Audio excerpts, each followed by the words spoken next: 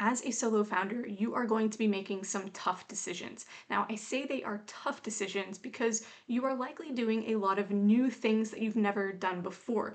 You may have never launched an app before. Maybe you've never built a skill set around any of these things before. And so when you make a lot of the decisions throughout those processes, they're going to be made without already having experience of having done the thing. So you can't be 100% confident in those decisions.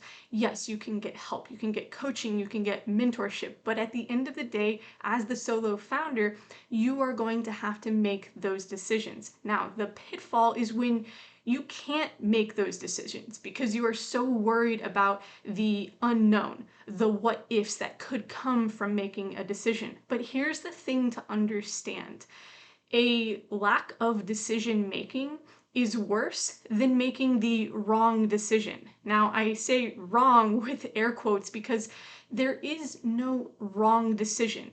There is a decision, there is a better decision. Okay, the wrong decision is not making one at all. So even if you don't have full confidence in what you're doing because you don't yet have the experience of having gone through it, any decision is better than none because you can always pivot.